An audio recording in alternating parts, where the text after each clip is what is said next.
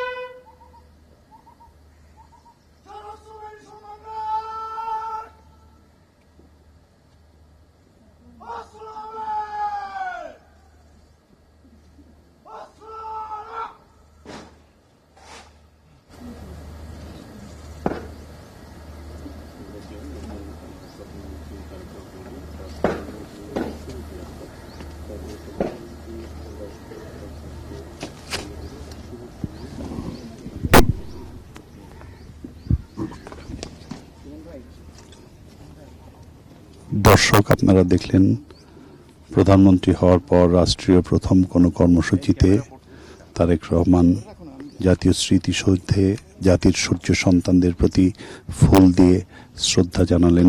শ্রদ্ধা জানানোর পর তিনি মন্ত্রিপরিষদের সদস্যদের সাথে সৌজন্য সাক্ষাৎ করছেন। এখন তিনি মন্ত্রিপরিষদের সদস্যদের নিয়ে জাতীয় স্মৃতিসৌধে ফুল দিয়ে শ্রদ্ধা জানাবেন। মন্ত্রিপরিষদের সকল সদস্যকে সাথে নিয়ে ফুল দিয়ে শ্রদ্ধা জানাবেন। ওনার সাথে উপস্থিত আছেন স্থানীয় সরকার, পল্লী উন্নয়ন ও সমবায় মন্ত্রী এবং বিএনপি মহাসচিব মির্জা ফখরুল ইসলাম আলমগীর সহ সিনিয়র মন্ত্রী এবং দলের সিনিয়র নেতারা। মন্ত্রিপরিষদের পক্ষ থেকে ফুল দিয়ে শ্রদ্ধা জানালেন প্রধানমন্ত্রী তারেক রহমান এবং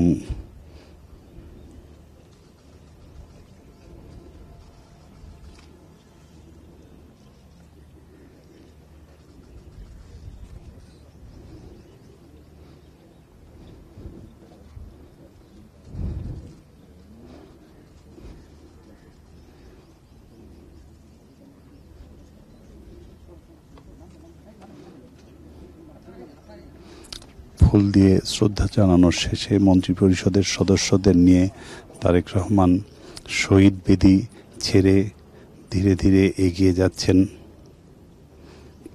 প্রধানমন্ত্রী হওয়ার পরে তারেক রহমানের এটি প্রথম কর্মসূচি। এরপরে তারেক রহমান যাবেন রাষ্ট্রপতি জিয়াউর রহমান এবং প্রধানমন্ত্রী বেগম খালেদা জিয়ার আর মাজারে ফুল দিয়ে শ্রদ্ধা জানাতে। তারপরে দুপুরে সচিবালয়ে মন্ত্রিপরিষদের সদস্যদের নিয়ে একটি মিটিং করবেন প্রধানমন্ত্রী। এরপরে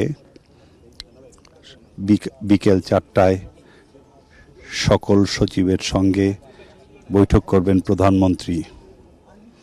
উপস্থিত গার্ড অফ অনার প্রদানকারী এই সেনা সদস্যদের সাথে কুশল বিনিময় করছেন প্রধানমন্ত্রী তারেক রহমান।